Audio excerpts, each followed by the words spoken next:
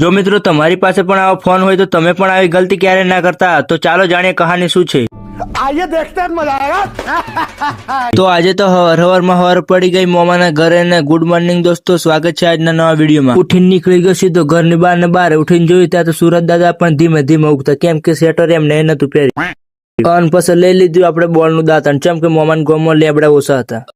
અને આ છે મારા મોમાનો છોકરો જે સીધો ખાટલામાંથી ઉઠીને પતંગના દોરાની વાત કરવા આવી ગયો। बात तो सही है। અને પછી આપણે મળી ગયો ગરમા ગરમ મોમાના ઘરના ઢોરના દૂધનો ચા। कौन है ये लोग? મામાના ગામમાં ઠંડી એટલી હતી કે કુકડાભાઈ પણ ભીમા શક્તિના ટાવર પર ચડીને બેસી ગયેલા। અને આ છે મારું મામાનું ગામ ને આ એમના ખેતરો। અને આ છે મારા મામાના છોકરાનો છોકરો, જે દેખાય ડોરેમોન જેવો પણ રિયલમાં છે હલ્ક જેવો। અને આ છે એમનું પ્રાચીન સમયનું બાપ દાદાઓ વખતનું શસ્ત્ર। અને આ ભાઈ તો પહેરવા માંડેલો સોમડાના બૂટ કે જોણે એમેઝોનના જંગલમાં ફરવા જવાનું હોય।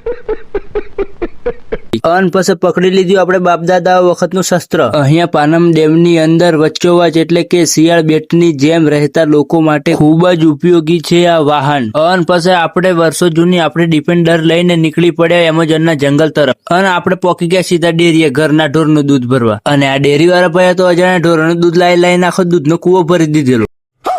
અને આ છે આપણો પરમ મિત્ર, જે વર્ષો જૂની પેઢીઓથી અમે બે જોડે રહેતા આવ્યા છીએ। अच्छा। આપણે ડિફેન્ડરના દુખતા ટોટિયા એટલે આપણે એને 50 નું પેટ્રોલ પીવડાવી દીધું, નકે ચોક પૂરું થઈ જતું રસ્તામાં તો આપણે સીધા થઈ જતા હાથને ટોટિયા। અને આ ભાઈએ તો હાથમાં શસ્ત્ર લઈને એમનું કાર્ય ચાલુ કરી દીધું। भाई साहब कुछ ज्यादा नहीं हो गया? તો મિત્રો તમારી પાસે પણ ગોલ્ડ ડિસ્પ્લે વાળો મોબાઈલ હોય તો તમે એને ઉપરનો ટફન નખાવતા હોય તો તેને વધારે સમય ના રાખવો જોઈએ, કારણ કે જો મેં 6 મહિના રાખ્યો તે અત્યારે મારે નીકળતો નથી, જે તમે જોઈ શકો છો। આપણે કાચ નખાઈને નીકળી ગયા ઘરે। હા તો મિત્રો ચાલો ટૂંક જ સમયમાં મળીએ એક નવા બ્લોગ।